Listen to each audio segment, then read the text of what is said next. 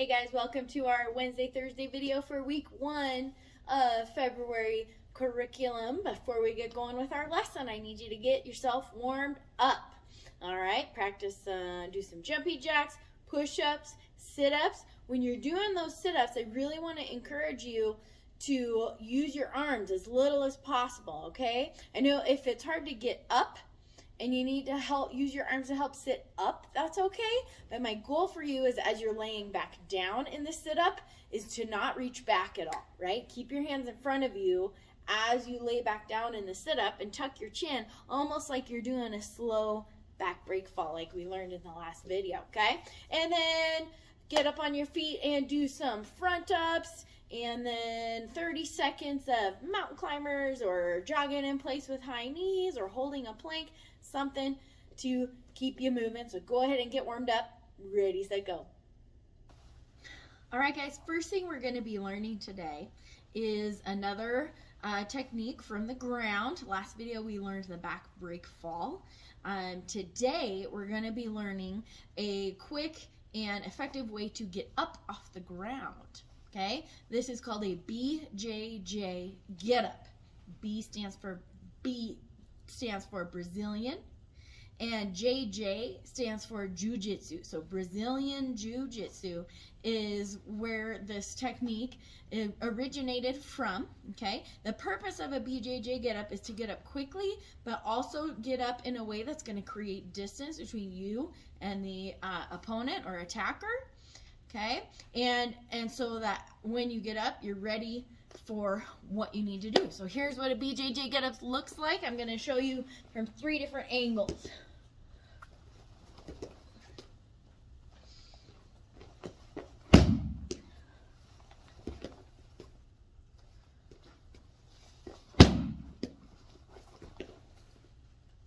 All right, so the BJJ get up starts on the ground, obviously. You want to have one leg straight out and one knee bent in, okay, with your foot on the ground. All right, if you're wanting to follow me like on the mirror, I'm going to be using my opposite side than what I just showed you, okay? Most people are right-handed, and so they're more comfortable doing it with their right leg out straight and left knee bent. So I'm going to be mirroring you so you can do it with your right knee, your right leg straight, okay? So one leg straight, one knee bent with the foot planted firmly on the ground. And the closer you can get your foot in, the better. If your foot is way out here, that's going to make it harder. So try to get your foot in as close as you can. All right, now on the side of the leg that you have straight out, you want to put that hand right next to you, okay? I'm going to turn a little bit, right? Nice and close. You don't want to go way out here because that's going to make it harder when it's time to get up, okay? So right about here, the other hand, for learning purposes, just bring your elbow to that knee that's up. That's kind of helps you remember which hand you need to put on the floor, okay? Ideally, when you go for it, this hand is up here to cover, right? Keeping this hand up so that you can see them if they continue coming at you, okay?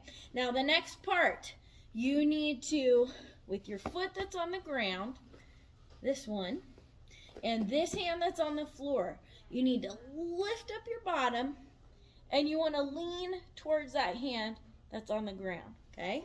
So let's try that a couple of times. You lift up and lean towards the hand that's on the ground, okay? Lift up and lean toward that hand that's on the ground, okay? Now comes the fun part where you get to stand up, okay? So when you lift up and lean toward the hand that's on the ground, you want to take this foot that's out here and you want to drag that pinky toe all the way around behind the hand that's on the ground, okay? So come back in. This foot is staying in one place. This hand's staying right here on my elbow, okay? And I lift up and lean towards my hand, and then I need to pull this leg through. So I'm going to bend this knee and slide it through. Slide it through. And plant it. Notice how it's behind my hand, okay? Right? If all I did was plant it right here, well, then I'm still not steady yet, right? The goal is to get into a tripod, right? A tripod has 3 legs, and so that tripod is going to be 1, 2, and your hand is number 3 while this one is still up. And then from here, you just stand straight up and shuffle back in your ready stance, okay? Going backwards, I kind of like showing you this because it kind of helps you get a feeling for that motion, right? Squat down, and then bring that foot through, and now you're back in the starting position, okay? So one thing that might kind of help you is transitioning between that tripod and sitting position a few times, like this. So bring it back and back down. Bring it through and back down, right? So you can get used to swinging that leg, pulling it all the way through. Okay, so once it starts out straight, but once you lift up, you gotta kind of tuck it in close to drag that pinky toe along the floor. Set it behind you, step straight up in your ready stance. All right, so the purpose of creating that distance, right? If you just got pushed down and that bad guy's leaning right over top of you, well, you don't want to go like this and get up right in their face and maybe eat a knee to the face because they're standing right there, right? So the purpose of that BJJ get up is to, you fall down, oh man, maybe they're standing right there and not coming at you, so you don't have to kick them right away. But when you go to get up, you don't want to be moving closer to them, you want to be moving farther away, okay? One more time from the side. Let's say the bad guy's standing right here off camera. Look how far back I end up when I stand up. Okay? So, the goal of that BJJ get up is get up quickly and create distance, all right? Now, when you're first learning it, you might not be getting up quickly, but that's okay.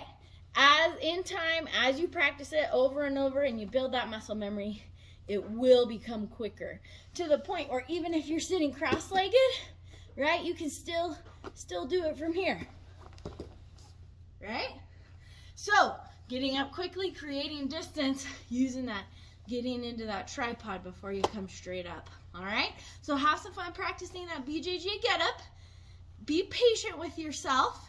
Remember, you need to pull that foot all the way through behind your hand that's planted on the ground, all right? Do your best with it, and we'll do it again another day. Ready, set, go. All right, guys, the other thing we're going to be working on today is a kick called a crescent kick, more specifically an inside crescent kick.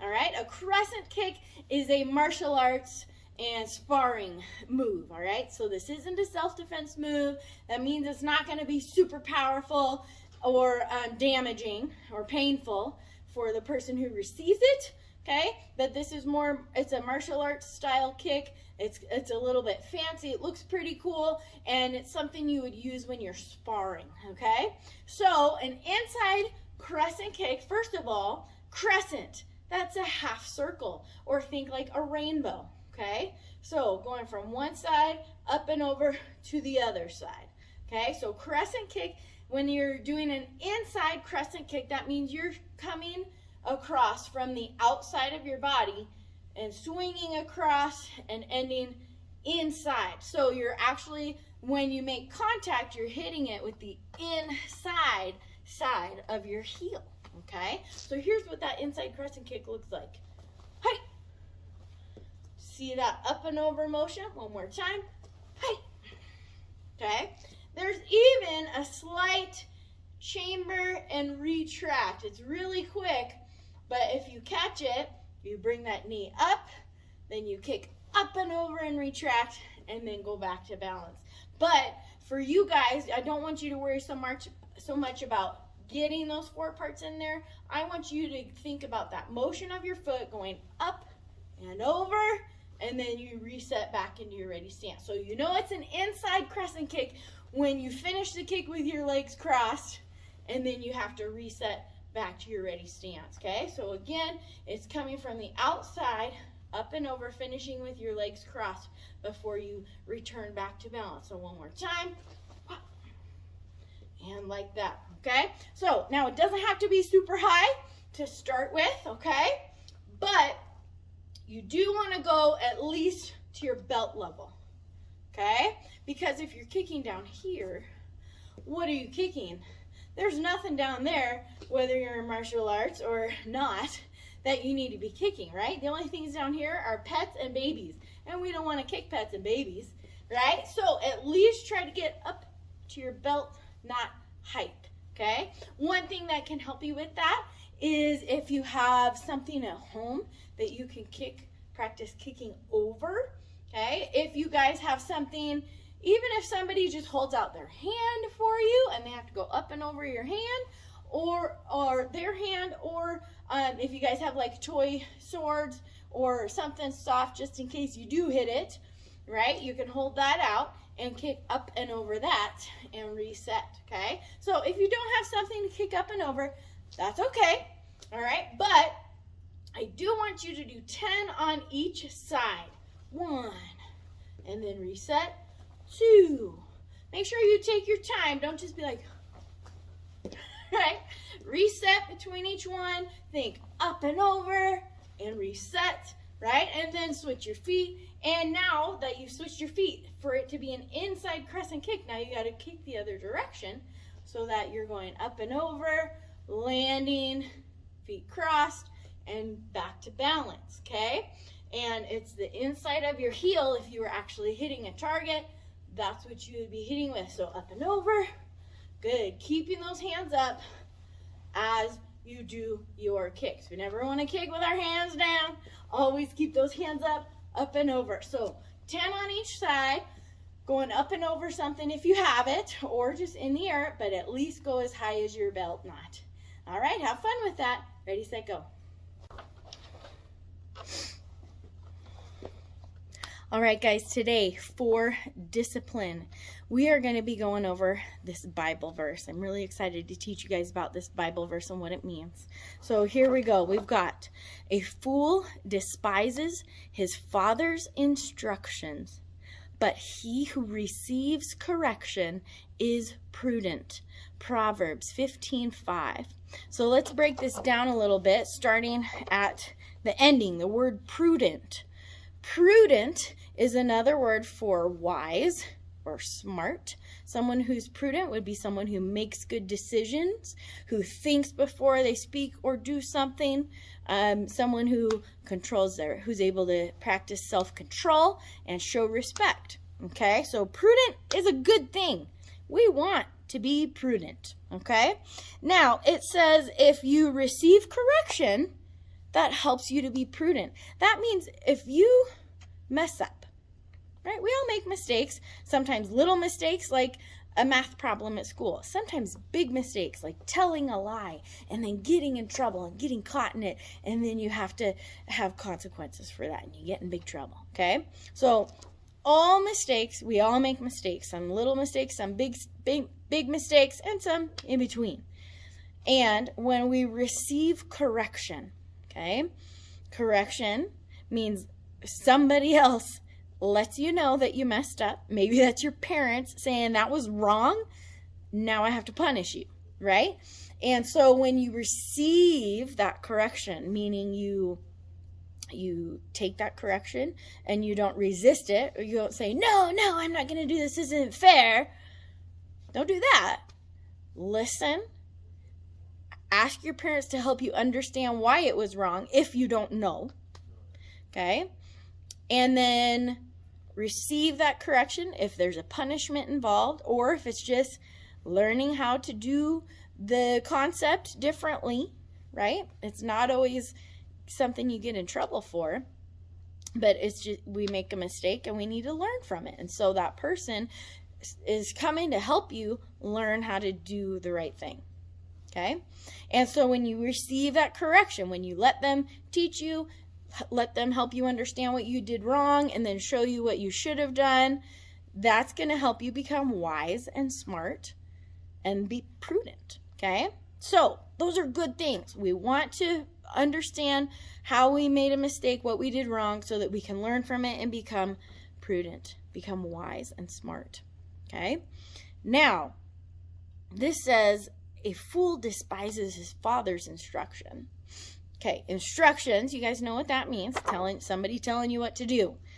Here it says it's your father's instructions, but it can be anyone who is in charge, who is trying to help you learn. It could be a teacher, instructor, father, mother. Sometimes an older sibling can be helping you learn how to do the right thing.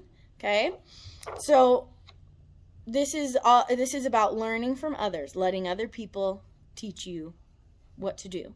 Okay, but this says a fool despises those instructions. Well, what does it mean to despise something? When you despise something, you pretty much hate it, and you think it's really awful, and you probably think it's really stupid, and you think that you don't need it. Does that sound like a good thing? I don't think so, because it says a fool is the one who despises instruction. Well, what is a fool?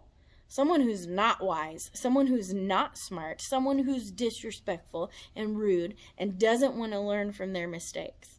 Is that something you want to be? Do you want to be a fool? I really hope not. I don't want you to be a fool, and I don't think any of you are.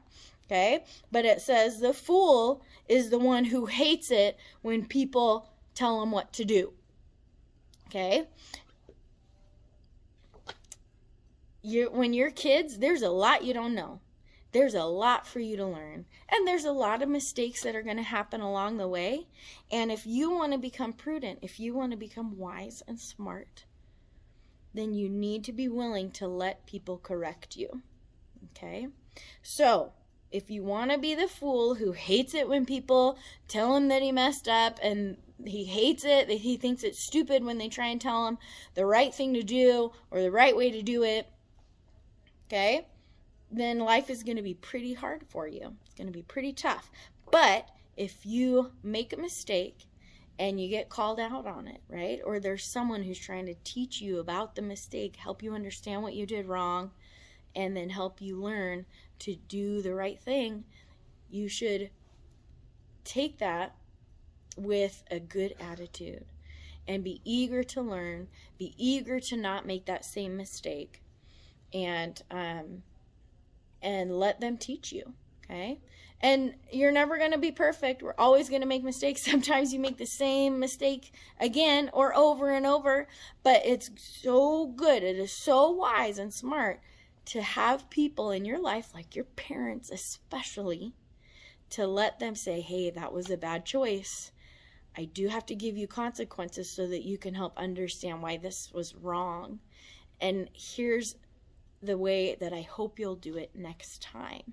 Okay? So be willing to learn from your mistakes. Let people teach you. Don't be a fool who hates it when people tell you that you messed up. Okay? Because we all mess up. And become prudent by learning and listening and receiving that correction. All right, we'll see you next time.